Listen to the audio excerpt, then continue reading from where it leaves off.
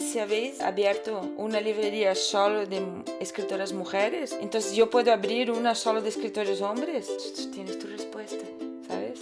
Por eso estamos haciendo eso. Y acabas de contestarlo. Si me haces esta pregunta es porque necesitas esta librería, ¿sabes? En el episodio de hoy me acompaña Vanessa, una de las cofundadoras de Amor a Libros, la librería en donde grabaremos nuestro primer episodio en vivo el próximo 20 de mayo con Fátima Saheb, autora de Madres Migrantes, y será también un día en el que estaremos celebrando los 8 años de la existencia de este podcast con otro sorteo, esta vez en vivo. Así que nos vemos el 20 de mayo en Amor a Libros.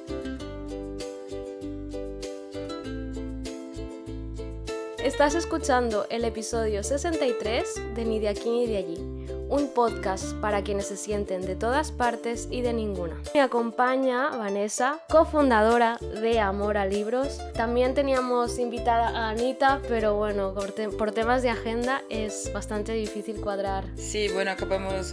hola, muchas gracias. Muchas gracias por invitarnos. Sí, hace tiempo, ¿no?, que estamos intentando. Así que, sí, infelizmente Anita no ha podido venir. Salimos de San Jordi, aún nos estamos recuperando y acabando de arreglar la casa después del caos que representa. Y bueno, fue bien San Jordi, ¿no? Sí, fue bastante bien. Bueno, cada año aprendemos mucho.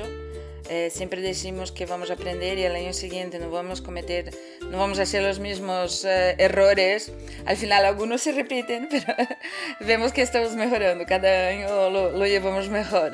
Como invitada, eres la primera brasileña que pasa por el podcast. Ah, sí. Así que... En 60 y tantas ediciones. Sí, sí.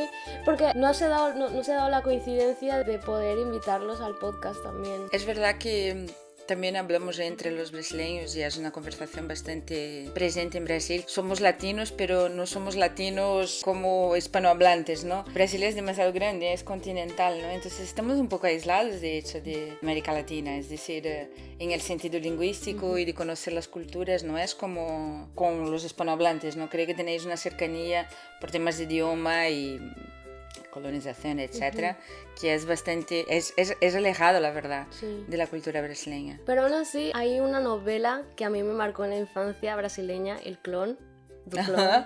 Una telenovela, una sí. telenovela.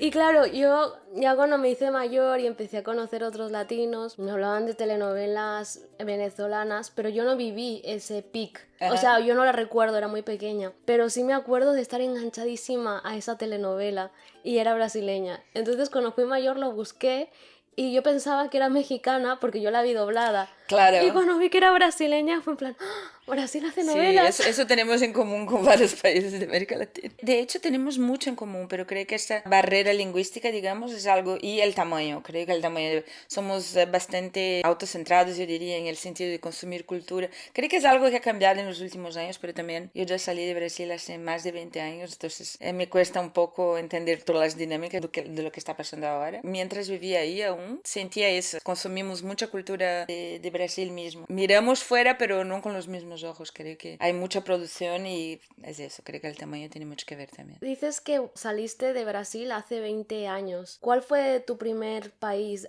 después de salir? ¿Llegaste directamente aquí a España? Sí. Viví en Madrid un año, después volví a Brasil y después he venido a Barcelona. En Barcelona son 20, pero he tenido un intervalo de 2 años y después viviendo en Barcelona también volví a Brasil por 2 años, a Río. Esos momentos en Brasil también cambié de ciudades y nada, después del segundo periodo de 2 años en Río, cuando ya vivía aquí hace 10, 11, volví y ahora me establecí realmente, pero sí, siempre fue con España, fuera de Brasil, España. Vale, te decidiste ya quedarte aquí. Sí, después de este segundo contacto temporario he tenido la oportunidad de ir por mi trabajo y mi idea era quedarse, no era volver, pero creo que después de tanto tiempo, aunque tengas ese ideal de volver a casa, ¿no? Ya no sé, a mí no me parecía mi casa ya, ¿sabes? También no volví a mi ciudad y a mi entorno, pero creo que no hubiera sido tan diferente. Había cosas que me encantaban, maravillosas, pero se me hizo muy difícil dejar algunas cosas ya que que me gustaban mucho de aquí, del estilo de vida y la forma de vivir y algunas facilidades que tienes aquí que ahí es un poco más complejo. Seguridad, seguridad. yo fui con una hija ya muy pequeña, entonces parecía todo, era la dinámica, la estructura que necesitas tener. Las guarderías no funcionan el día entero, son carísimas. Tienes que construir una vida con mucho apoyo, con mucha ayuda. No hay esta sociedad del bienestar. Había algo que no encajó ya, ¿sabes? Quería volver al pueblo. Porque Gracia es un pueblo. Sí, sí, desde que me quedé embarazada en 2010. He empezado a vivir en Gracia y la verdad es que nunca más conseguí vivir en ningún sitio. Y mira que en Río vivía en Panema, no vivía mal, pero quería volver Wow. a Gracia. Bueno, también creo que la filosofía de Amora vive mucho de eso, de estar localizada en el barrio, de hacer vida Sí, de barrio. es completamente. Cuando estábamos mirando cómo hacer el proyecto y hemos hecho casi un año de estudio, siempre hemos tenido muy claro que queríamos que fuera en Gracia, por esa vida de barrio, por la proximidad, por ser realmente como una vila, ¿no? Tiene esta relación entre los comercios. Incluso hemos mirado, porque claro, con los alquileres y todo queríamos saber, ¿no?, las opciones, pero no acabamos de convencer, no queríamos que fuera en Gracia. También porque creo que cuando haces algo así con un fondo más ideológico, digamos, en el sentido de solo tener escritoras, ser un proyecto feminista, creo que Gracia es un barrio que te da buena acogida también, que tiene este perfil, digamos, ¿no?, de lucha de sus ideas. Entonces es algo que nos pareció muy importante. Cuando estuve preparando la conversación, teníais bastantes artículos, os habían hecho entrevistas en diarios de la ciudad, entonces me pareció, todo el mundo recibió, al menos a nivel de lo que pude ver en la prensa, muy bien. Sí, la verdad es que nos ha sorprendido también porque cuando estábamos haciendo el proyecto, es verdad que con las consultorías que hemos estado, que ha sido Barcelona Activa y Autoocupación, les gustaba bastante la idea, les parecía una buena idea que fuera solo de escritores. Pero para ser honestas, pensábamos que íbamos a abrir y tardaríamos un año a que la gente nos notara o que empezara a entrar gente en la tienda, ¿sabes? No estábamos preparadas para que hubiera un impacto real tan rápido. Fue a través de una periodista del barrio que pasó y nos ha visto, le gustó la idea, entonces a partir del momento que salimos en un medio, todos los demás medios, entonces fue orgánico, no hemos hecho absolutamente nada y nos sorprendió mucho cómo el hecho de solo tener escritoras fue lo que llamó la atención, ¿sabes? Pensamos que podría ser un problema incluso, ¿sabes? Que la gente se Sí. iba a preguntar o... Claro, porque no, nunca sabes, ¿no? Hemos recibido un par de mensajes y algunas preguntas presenciales de algunas personas, a veces en la tienda pasa, pero siempre la acogida fue increíble. Este año de nuevo para San Jordi y algunas fechas nos siguen buscando y lo que más teníamos miedo del proyecto, que era eso, ¿no?, la naturaleza de tener solo escritoras, es al final realmente el punto fuerte del proyecto. ¿Cómo Es eso. surge Amor a Libros? Con Juanita teníamos una conversación ya de hace algunos años de crear un espacio, de hacer comunidad dentro de una actividad cultural. No teníamos la cosa de una librería. Habíamos pensado en varias cosas, un espacio creativo, una tienda solo de cosas producidas por mujeres. Llegamos a pensar no solo libros, pero más abierto. Pero sí que hablábamos hacía ya unos 4 años de desarrollar algo más personal, con un sentido por detrás, ¿sabes? Que no fuera solo un comercio. Y estábamos las dos en momentos profesionales más delicados. Yo estaba en el mundo corporativo hacía muchos años, hacía 15 años. Me apetecía realmente un cambio. Ella también, como freelance, pero también estaba un poco cansada ya de sin seguridad, digamos, ¿no? No es que la librería nos dé mucha seguridad.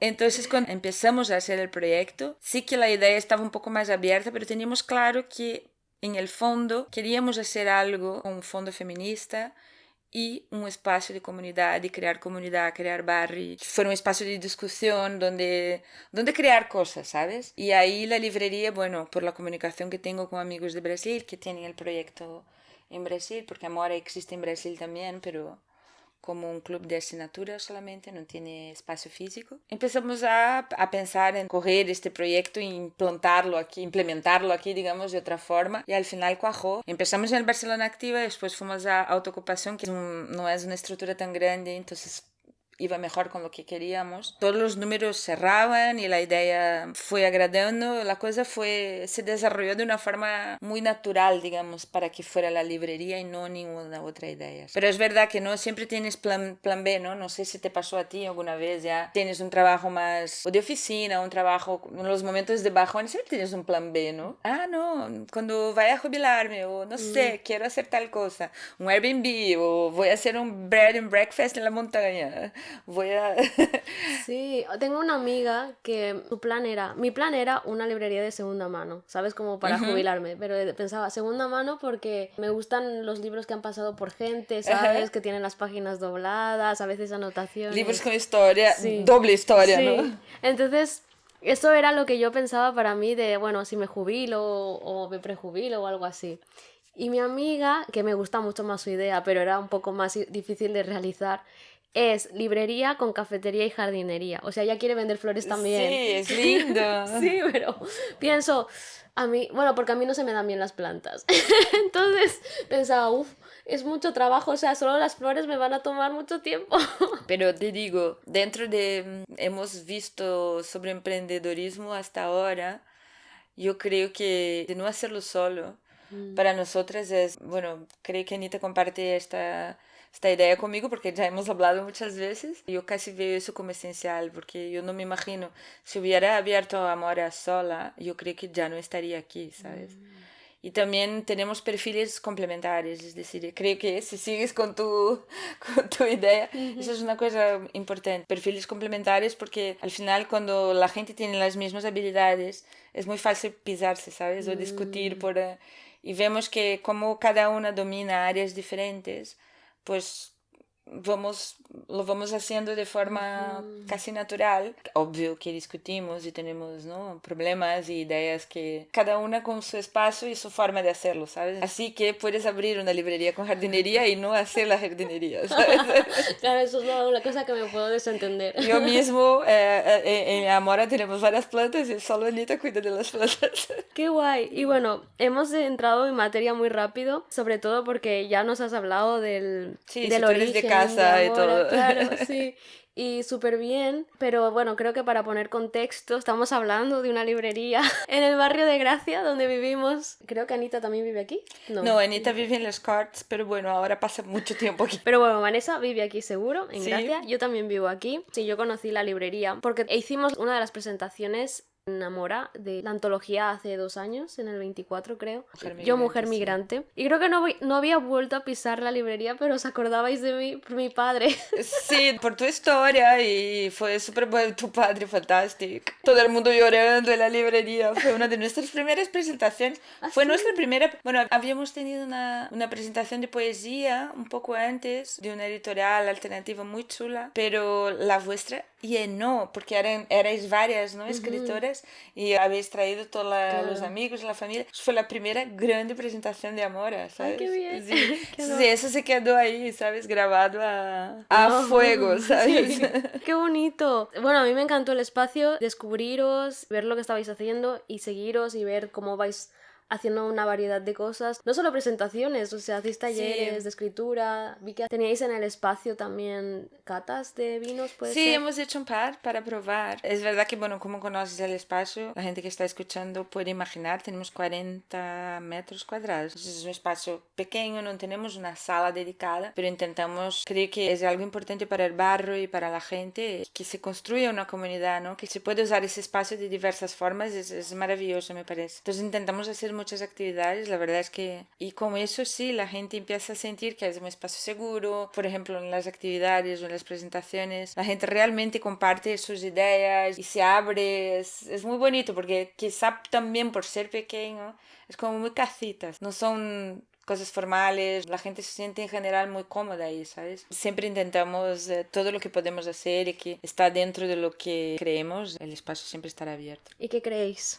Creemos en la diversidad, en voces diversas de otras partes también, en el acogimiento. Al final, en Amora, todo el mundo es bienvenido. Queremos que toda la gente se sienta segura ahí, pueda hablar y es un espacio de discusión. Aunque no estamos de acuerdo con todas las ideas que se discuten ahí, creemos que la discusión es sana y creemos sobre todo que se puede hacer eso, ¿no? Sin una polarización completa. Hoy en día, ¿no? Con las redes, todo es muy difícil a veces. Cualquier comentario puede, ¿no?, ser tomado fuera de contexto, y realmente creemos que la discusión y la comunicación de las ideas es muy importante para que las cosas puedan evolucionar también. Yo diría que si tenemos que decir una sola palabra, diría diversidad. También es muy interesante, y para mí una de las cosas que me impresionó pero también me hizo sentir bienvenida es que fueseis brasileñas, ¿sabes? Porque es muy poco habitual ver este tipo de espacios liderados por mujeres migrantes latinoamericanas, y me refiero a espacios de cultura, centrados en cultura, porque en emprendimiento cada vez hay más y en todos los aspectos, pero en cultura,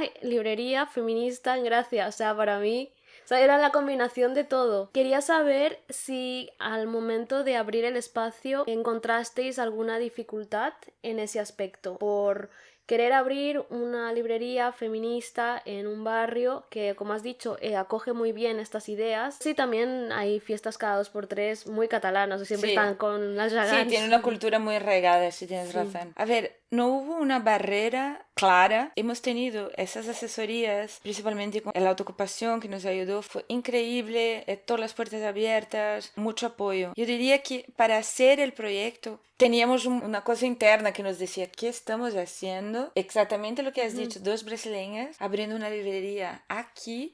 ¿Qué relación cultural, no? Teníamos mucho esa conversación entre las dos. Pero yo diría que después de abrir, al inicio sí que sentimos que quizá habíamos dado el paso más grande que la pierna. No sé si se dice eso en castellano, en portugués hay una expresión. Porque, bueno, primero que las dos no hablábamos catalán perfectamente. Y aún no lo hacemos. Yo trabajé en inglés 15 años y Anita, pues bueno, también usas tus idiomas como herramienta de trabajo, casi como necesidad de encontrar trabajo cuando eres extranjero. Al final el catalán fue quedando un poco al margen, y fue el primer impacto que hemos tenido, porque claro, como tienes una librería y no dominas el idioma, ¿sabes? Entonces sí, esto fue, y al final también en redes cometíamos errores. El primer año habíamos hecho camisetas y había un error de grafía en la camiseta en catalán. Y eso que hablamos con gente, hemos pedido mucha ayuda, pero igual, pasaba. Entonces sentimos que eso es simbólico, es decir, no es simbólico. Para Cataluña no es solo simbólico, pero quiero decir, de una forma, con el idioma y alguna que otra vez, sí que hemos sentido esta... Pero, ¿sois brasileñas? Más o menos lo que estás preguntando, pero ¿qué estáis haciendo? Es decir, ¿por qué habéis hecho eso? Tipo, ¿estáis locas? ¿Por qué habéis abierto una librería, sabes? Y también nos hemos preguntado varias veces si estamos un poco locas, pero es verdad que si analizas, ¿no?, de forma lógica, no tienes contactos, no conoces a la gente que tienes que conocer, no solo por network, pero cuando necesitas algo. Es decir, cuando empezamos no conocíamos absolutamente nada sobre el mercado editorial, ni una escritora, nada. Empezamos totalmente en blanco. Tiene poca lógica. Pero al mismo tiempo, ¿no?, como he hablado al inicio, siempre sentí que pertenezco a este barrio y me siento tan bien en Barcelona. Siento como mi casa hace muchos años. Entonces, por otra parte, nunca me plantearía haber hecho este proyecto en otro sitio. Por ejemplo, nunca lo hubiera hecho en Brasil, porque creo que hubiera sido mucho más difícil. De verdad lo pienso. En el sentido práctico, financiero y, bueno, varias cuestiones. Creo que es parte de la construcción de querer hacer eso y querer que sea así, es parte de haber vivido aquí. Entonces es poco usual. Tienes razón, hay pocos proyectos culturales. Hay algunas galerías de arte, ¿no? Algunos proyectos. Incluso aquí en Gracia ahora hay una galería de arte latinoamericana. Pero es algo poco Sí, usual, tienes razón. es anecdótico, o sea, hasta cierto Sí, punto. No, para mí era, o sea, inspirador, porque es un montón de espacios que ahora existen y no existían cuando yo era niña. A eso me sí, sí, refería. claro. Entonces, yo, cuando mis padres me llevaban a comprar libros, era la Bacus, ¿sabes? Ajá. Sitios así que ibas allí y no esperaba ver a alguien con una historia migratoria de ningún tipo, Claro. ¿sabes? Entonces me refería a eso, que para mí también sois referentes culturales en ese sentido, de abriendo espacios que antes, creciendo yo, no habían, Sí, sí, liderados por te mujeres entiendo. como vosotras. Creo que también una tendencia cuando migras, si abres algo, es que tenga una relación específica con tu origen, ¿no? Porque la dominas. Sí, sí, sí. Entonces, porque aunque somos, nuestro espacio no tiene ninguna relación. Bueno, tiene la marca, pero no es libros en Sí, portugués o literatura latinoamericana solamente. exacto. Es decir, estamos ocupando un espacio que Sí. no es muy local. Ujú. Entonces creo que ahí, ¿no? Es una Sí. cosa un poco... Sí, cuando hablas también y le enfatizas mucho lo de la diversidad al final, el marco este. Y creo que como diversidad a mucha gente le viene a la cabeza quizás, bueno, cuando hablas de colectivo LGTBQ+, y a Aquí también, veces también es una entra. cuestión, sí. Entra obviamente, pero creo que también como escritora no solo la cuota de la mujer, la escritora mujer, Exacto. sino que como mujeres tú puedes producir cualquier tipo de ideas y entrar a esa diversidad de cómo las mujeres en todo el mundo producen literatura muy diversa, de todo tipo de género, Exactamente. entonces que no es solo latinoamericano, sino que es Sí, sí, mundial. tenemos, ¿no? Tanto que la librería está dividida por país de origen de escritora. La librería no está por género literario, está por Latinoamérica, Norteamérica, Asia, África, las españolas y catalanas, europeas, que no son españolas ni catalanas, en fin. Pero esto creo también porque aparte de hacer el cambio de era hombres y tener esto tan interiorizado como algo que es Lo el universal, estándar, sí. hay también que ver miradas de otros sitios, que no es lo mismo hablar de un tema desde Europa o desde África o desde Latinoamérica. Ujú, No es el mismo contar una historia desde India o desde Francia. ¿Sabes? Siempre vas a tener el punto de vista de cómo se viven las historias, en fin, ujú, ujú. es básico, ¿no? Pero antes de hacer el proyecto miraba los libros que había leído toda la vida, lo que tenía en mi estantería. Wow, ¿sabes? No es solo que tenía mucho más hombres, pero muchos norteamericanos, europeos, brasileños, tengo que decir, pero poquísimas mujeres, poquísimas mujeres. Sí, yo creo que ahí es cuando vas a Mora Eh, a coger eh, libros de mujeres. Pero bueno, vamos a hablar de los feminismos. Feminismo brasileño, Ok, bueno, como he dicho, no estoy hace muchos años lejos de claro. Brasil, ¿no? Pero creo que, ¿no? Como en los países con diferencias de clase grandes, como en Brasil y algunos países de América Latina, ¿no? Y muchos otros, pero hablando específicamente de Mm, América Latina y de Brasil, con un racismo estructural enorme. ujú, Creo que la conversación es un poco más avanzada en este sentido, ¿no? Por ejemplo, con el racismo noto mucho. En Brasil la conversación está mucho más ya centrada, ¿no? En la interseccionalidad, ¿no? De la raza, de la clase social, porque ahí realmente define cómo vives, es decir. mm. Y creo que en Europa existe, ¿no? esta conversación y existen referentes, pero las diferencias sociales no son tan grandes. En algunos países la inmigración ya está bastante avanzada, pero creo que en España, por ejemplo, es una cosa... Hay una migración grande, pero es muy latinoamericana Mm. en este sentido, pero el racismo se presenta de una forma un poco diferente y no es un tema ampliamente discutido aún. Me corregirás si piensas diferente, no lo sé cuál es tu opinión, pero Yo creo que siempre sale a la palestra cuando hay algo en el fútbol. Es el único momento en el que pasa al mainstream. Si no siento que estamos discutiendo temas de racismo, antirracismo, desde contextos en los que ya la gente está concienciada. ¿Sabes? Como ya sabe que hay un problema y se intenta educar o es afín a este tipo de visiones que apuestan por la diversidad. Entonces ya el antirracismo entra un poco ahí dentro ujú, de lo que es la diversidad. Pero creo que a diferencia del feminismo que ya ocupa el mainstream, o sea, ya tenemos las camisetas en Zara, en el momento en que ya entra como un artículo de consumición, ya está en esa conversación que puede tener cualquiera en un bar. Pero el antirracismo no, y es algo que siempre, bueno, y el racismo sobre todo, que el único momento en que vas a escuchar hablar de el racismo en un bar va a ser por el fútbol.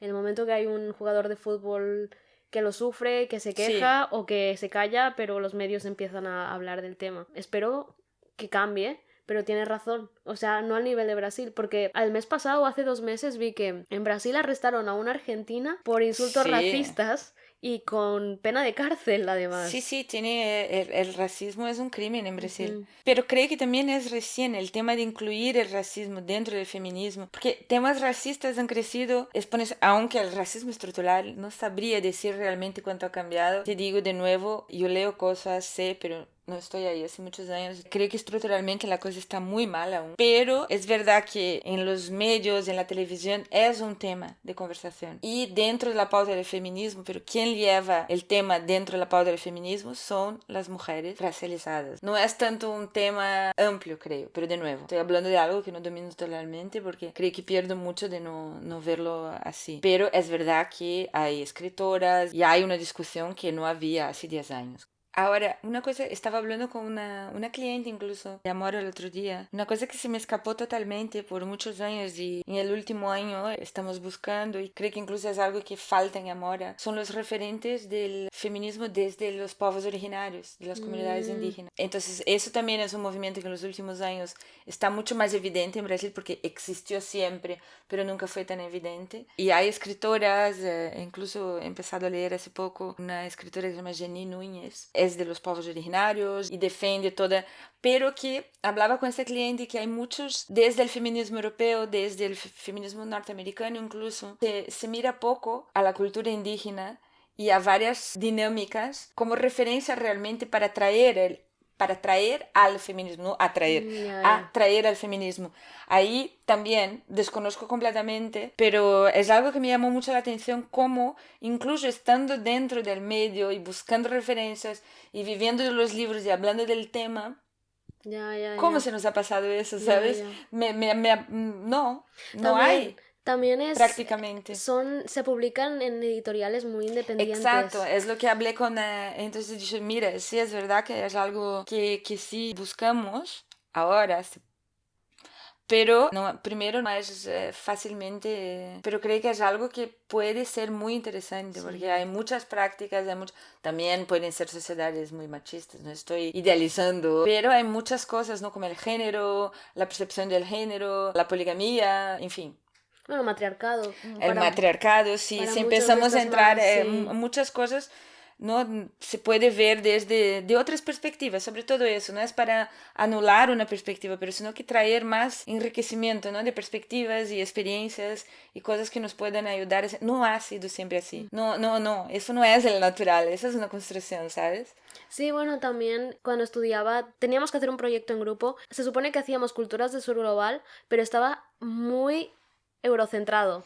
De eso se trata, porque las referencias son... Sí, y los autores que citábamos todos eran académicos blancos latinoamericanos también, ¿sabes? Entonces, el proyecto lo hicimos sobre, artistas de pueblos originarios que cantasen en su lengua originaria, que era más difícil, porque había mucha producción de poblaciones originarias musicalmente, pero hablaban en español o cantaban en castellano. Y Claro. contactamos a una brasileña que se paró durísimo y pensé, ves, por eso son referentes de ellas, porque nos dijo que que estaba harta del extractivismo cultural. Y te estoy hablando de una época, pandemia, 2020, que todavía eso es algo que ya es algo muy recurrente y una conversación muy recurrente con el tema del extractivismo cultural, o al menos para mí recurrente. Y nos dijo así, ¿sabes? Durísimo de... no, y claro, le iban a pagar por la entrevista, pero también entiendo que reciben constantemente desde las academias europeas esto de nos interesa mucho tu proyecto, entrevista, y no hay una reparación o no hay un pago. Claro. Entonces yo entiendo que por qué se puso ella así, ¿no? Porque seguramente recibió como nuestro mensaje cientos, seguramente al principio ella respondía que sí y luego no implicaba reproducciones, no había un intercambio justo entre la academia y la artista. Y entiendo por qué reaccionó así, pero claro, para mí verlo fue, ¡hala! O sea, esto está pasando, nosotras porque somos estudiantes no vamos a producir un paper, no nos van a pagar por lo que estamos haciendo, nosotras estamos de hecho moviendo los fondos de la universidad para ellas porque creemos en lo que estamos haciendo, Claro. pero hay mucha gente que no lo está haciendo y también entiendo que muchas de estas personas ya no quieren compartir su conocimiento porque les ha pasado esto y prefieren seguir manteniéndose en publicaciones independientes. Tiene sentido. Porque al final es otro tipo de colonización, ¿no? Sí. Es decir... Que lo entiendo y a mí me interesa muchísimo el tema. También la pérdida de las lenguas originarias y de por qué aquí se reivindica tanto el catalán y lo mantienen y porque son así de tercos, sobrevive el idioma, pero en cambio los países de Latinoamérica, la mayoría de nosotros convivimos con otro idioma indígena, pero no lo aprendemos nunca. Es un shock para mí cuando lo pienso en Ecuador, porque mis tíos que comercian, que van al mercado, hablan quichua, porque están cada día compartiendo con hablantes de quichua y aprenden para poder comunicarse mejor con ellos. Y claro, pienso, es un idioma que está vivo, que lo están Claro, usando en la calle y no lo enseñan pero en no la hay escuela. una discusión. Y no se pone como una riqueza cultural en valor como aquí. O sea, para mí siempre ha sido una riqueza cultural que me obliguen a aprender dos idiomas, pero allí solo aprendes español, inglés, pero algo que está en la calle, porque el inglés no lo tienes en la calle, No. pero el quichua lo tienes en la calle. Y esto no lo estás enseñando y no le estás dando ese valor. Yo crecí, soy de un pueblo muy pequeño en el interior de Brasil y hay una comunidad caingangue y una comunidad guaraní a 10 kilómetros de la ciudad. Esta comunidad hacía parte del crecimiento de la ciudad. Cuando era niña estudiaba, porque no tenía su propia escuela aún. En la escuela de la comunidad se estudia guaraní en caingangue, pero no en la escuela pública del pueblo. Entonces, en la escuela Entonces, pública, además. exacto, en la escuela pública. Y nunca, pero nunca se me pasó a mí o a nadie a mi entorno en este momento en intentar aprender o incluso relacionarme con personas que vivían ahí. Es decir, al contrario, era un poco estigmatizado en el sentido, en fin, porque también, ¿no? Tenían varios problemas, en fin. Entonces creo que también no podemos olvidarnos, ¿no? Que hemos sido pueblos colonizados y que tenemos otra relación también con lo que es nuestro, ¿no? Porque es una cultura que heredas, ¿no? Y que está... Y que lo mantienes, pero bueno, en eso estamos. Estamos intentando puedes cambiarlo. hacer otro podcast solo Sí. sobre eso.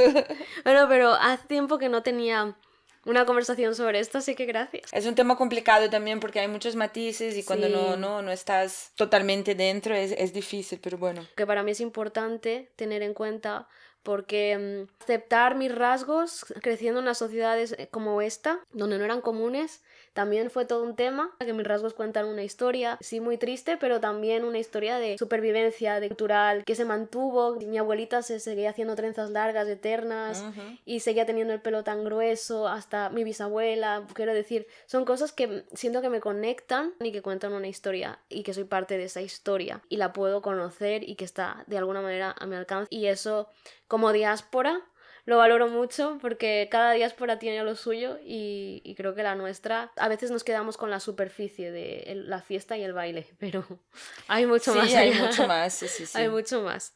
Vale, volvamos al tema de Amora. ¿Qué pasa cuando la gente cruza la puerta de Amora? Cuando cruzan la puerta, ¿ya saben que es una librería solo sobre escritoras? Depende. Hay gente que viene porque ha visto en las redes o ¿no? ha leído en algunos de los artículos y tal. Pero hay también gente que está pasando y entra sin saberlo. Y es divertido porque hay un poco de todo. Hay gente que da 1 o 2 vueltas y luego dice, pero hay algo raro aquí. ¿Por qué? ¿Solo tenéis escritoras? O gente que coge un libro y va a pagar y ni se entera. Hay gente que viene buscando un libro de un hombre, de un escritor, y entonces decimos, mira, podemos encargarlo, pero no lo tenemos. Y, perdona. Es decir, hay un poco de todo, las reacciones son muy interesantes. La mayoría de la gente sí ya no lo sabe, siente que hay algo que no encaja. Mira, solo hay escritores aquí. Es la más común, pero sí que hay gente que incluso pide perdón por haber pedido un libro escrito por un escritor hombre. Puede ser que se sienta tipo, perdona, no vengo a decir nada, ¿sabes? Pero al final no pasa nada. ¿Hay algún momento o anécdota que os haya hecho pensar por eso abrimos esto? Creo que al inicio sí, no fue mucha gente, pero sí que entraron un par de veces hombres preguntando, pero si habéis abierto una librería solo de escritoras mujeres, entonces yo puedo abrir una solo de escritores hombres. Tienes tu respuesta, ¿sabes? Por eso estamos haciendo eso. Tipo, acabas de contestarlo. Si me haces esta pregunta es porque necesitas esta librería, ¿sabes? La pregunta de por qué hemos hecho ya era la razón de haberlo hecho, digamos. Vale, voy a recuperar algo que dijiste en una entrevista y que me gustó mucho. Y creo que también encaja con lo que acabas de decir de la necesidad de tener un espacio como el vuestro. Si un libro es la construcción de un mundo, un libro escrito por una mujer explica las cosas desde una mirada que otra no tiene por qué tener. Como lectora, ¿qué libro escrito por una mujer sientes que amplió tu forma de entender el feminismo y la vida? Pueden ser 2. Creo que la primera vez que he leído una mujer que realmente me cambió por dentro ha sido Clarice Lispector. Cuando he leído en la universidad, he leído tarde, ¿eh? Pero no sé, la forma que hablaba de los sentimientos y ese flujo mental que tiene, me parecía diferente de todos. Creo que el primer libro que leí suyo fue Lazos de Familia y hablaba de las cosas de una manera que yo desconocía. Creo que ahí me cambió un poco, pero no era consciente de lo que me cambió. No sé si me explico. En este momento no hablábamos mucho de feminismo, y ni eso fue, digamos, 98, por ahí.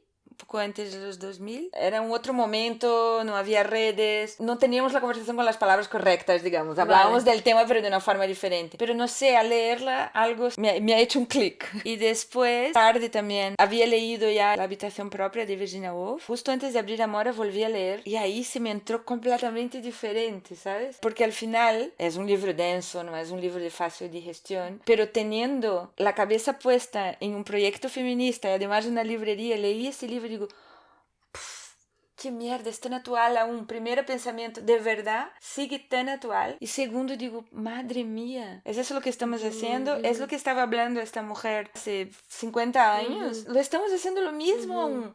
Entonces eso primero me dejó un poco triste. Sí, sí. Y con Amora volví a leer cosas que había leído. Había muchas cosas que no conocía, confieso. Podría seguir con la lista de lecturas que me han cambiado la forma de ver y me siguen cambiando, ¿no? Porque nada es definitivo. Bueno, te iba a pedir también recomendaciones muy específicas, así como ahora que A eres ver. copropietaria de una A librería ver. feminista. A ver. Un libro para quien está empezando con el feminismo. Feminismo para principiantes, de Núria Varela. Si estás empezando con el feminismo, te contextualiza. Un libro que me gusta mucho es el de Bell Hooks, Todo sobre el amor. Habla del feminismo, habla de la interseccionalidad y todo, pero desde un punto de vista muy especial, que es el amor y cómo podríamos, ¿no?, estar usando eso y operando para que las cosas sean hechas desde este lugar, del amor colectivo, del amor propio, pero no el egocéntrico. Este libro me lo regaló Ana, una amiga, pero me costó muchísimo leerlo. Y claro, luego años más tarde, cuando lo volví a intentar, pues sí que pude, porque es muy heavy, te mete cada hachazo que, claro, pensé, uy, antes no lo podía leer porque estaba llena de traumas. Por eso me encanta, principalmente con los ensayos, me encanta leer ensayos y volver a leerlos en determinados momentos. Bueno, con los libros en general, pero en determinados momentos no puedes o no estás lista. No, y me pasó como para examinarme a mí misma de cómo me vinculo afectivamente con mis amigas, mi familia, el entorno que me rodea, la comunidad y me costó mucho. No es nada fácil, no es un ensayo fácil, pero es una lectura muy necesaria. No sé si conoces El vivir una vida feminista de Sara Ahmed. La autora la conozco, pero no conocía el libro. Porque ella habla del feminismo desde el punto de vista práctico también, ¿no? Y tiene la figura de la feminista aguafiestas. Entonces, claro, sí. Entonces, si has llevado una buena con... sí, ahí puedes identificar ahora entre líneas. Entre líneas, ¿por qué? Exacto. Vale. Una lectura que duele, pero que es absolutamente necesaria. Cualquiera sobre maternidad para mí. A mí me cuesta muchísimo leer libros que hablen de maternidad. El año pasado he leído La mala costumbre de Alana Portero, sobre su proceso de transformación. Me pareció un libro súper necesario para entender realmente cómo una persona se transforma en el proceso de transformarse de una mujer a un hombre a una mujer. Aparte está muy bien escrito, es poético, es bello y me ha hecho un así de cómo esa lectura es como Las malas de Camila Sosa Villada. También habla de su proceso, pero en Argentina. Y entonces Alana habla de proceso en un barrio obrero de Madrid en los años 80. Entonces todo es duro, pero creo que es muy necesario para ponerse en esta piel, ¿sabes? Para entender desde la empatía también y qué es lo que pasa realmente. Fue una lectura que para mí fue muy reveladora. Es dura por su contenido, pero realmente ella escribe de una forma muy poética y bonita que la lectura no se hace tan dura, pero es durísimo. Vale, es más por lo que cuenta que... Exacto. Vale. Un libro que conecta con tus raíces en Brasil. Conceição Evaristo, Olhos d'Água. Había leído también hacía muchos tiempos y volví a comprar este libro en Portugal hace un año y pico, y son cuentos. Volví a pensar en Brasil, en pensar en esas diferencias sociales que cuando ya no estás ahí, es una cosa que te choca tanto, y es un libro que me ha vuelto a estas imágenes y este sentimiento que tengo cuando estoy ahí ahora. Pero son cuentos, no es una novela. También está bien tener esas recomendaciones. A mí me gusta mucho cuentos. Hay muy poca gente que le gusta cuentos. Quiero leer cuentos. Es muy difícil, en la librería es muy difícil encontrar. Yo recomiendo mucho cuentos porque a mí me gusta, pero no es muy, por aquí no es popular. No hay mucho público. A mí me gusta, sobre todo eso, si quieres leer algo rápido, o sea, rápido en el sentido de que no te quieres meter tan adentro de la historia, exacto, que no te requiere tanto compromiso y lo puedes... Sí, principalmente, no sé, vas en metro, haces trayectos cortos o lees en un bar o algo así. A mí me gusta mucho. Una autora que te habría encantado tener en la librería cuando tenías 20 años y estabas buscándote o descubriendo quién eras. A Brigitte Vassallo. ¡Wow! Porque leer el pensamiento monógamo, pensamiento, siempre me olvido el nombre, pensamiento... Sí, pero sé cuál es, yo también. Terror monógamo, poliamoroso. Este libro me ha hecho... Porque no es un libro que te lleva a una práctica X, ¿no? Te hace cuestionar el amor, la forma que conocemos de amor, las relaciones monógamas y todo como un acto político, ¿no? Es una construcción política. Entonces, cuando tú mismo has dicho, ¿no?, que has pensado tu forma de amar y todo. Ya había leído El fin del amor de Tamara Tenenbaum, sabes que es una autora argentina, y me había abierto una luz sobre el amor romántico y todo eso. Y cuando leí a Brigitte pensé, joder, toda la vida he buscado algo que es esta, ¿no? Si hubiera tenido esa luz mucho antes, quizá hubiera construido las relaciones.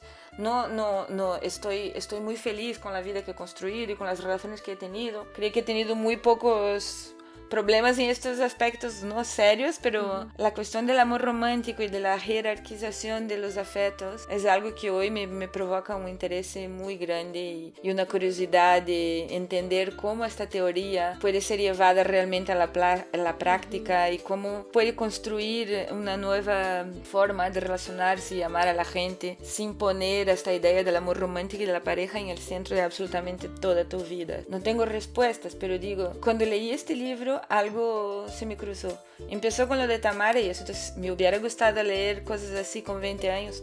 Oh yeah. Oh yeah.